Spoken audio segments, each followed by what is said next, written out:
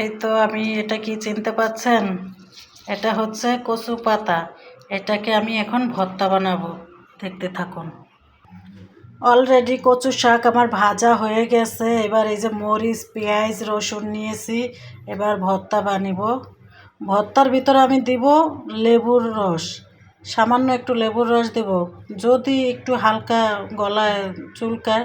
এই কারণে চুলকাবে না অবশ্য, তারপরেও যদি কারো সন্দেহ লাগে একটু লেবুর রসটা দিয়ে দিলেন। অলরেডি ভর্তা বানানো শেষ। এবার লেবুর রসটা দিয়ে নিচ্ছি। এর তো অলরেডি ভাত মাখা হয়ে গেছে। এবার আমি আপনাদেরকে খেয়ে দেখাচ্ছি। বিসমিল্লাহ।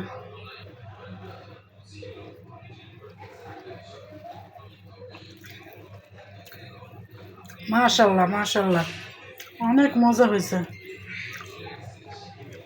আলহামদুলিল্লাহ, আল্লাহর কি নিয়ামত। শুকুর আলহামদুলিল্লাহ।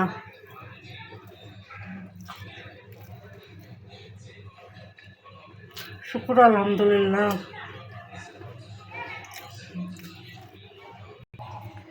বিশ্বাস করবেন না ভাই, কতটা মজা এই ভর্তাটা। আনাচে কানাচে আগানে বাগানে হয়ে রয়েছে ওই যে কচু শাকগুলা, ওইগুলা আইনা ভর্তা বানাবেন, একটুও গলায় ধরবে না, একটু সামান্য পরিমাণেরও গলা চুলকাবে না। ভর্তা বানিয়ে একবার খেয়ে দেখুন না আমার এই পদ্ধতিতে। আমার কথাটা বিশ্বাস করুন, এই যে আমি যেইভাবে বানাইছি সেইভাবে বানাবেন। এই যে আমি খেয়ে দেখাইলাম, একটুও গলা চুলকায় নেই।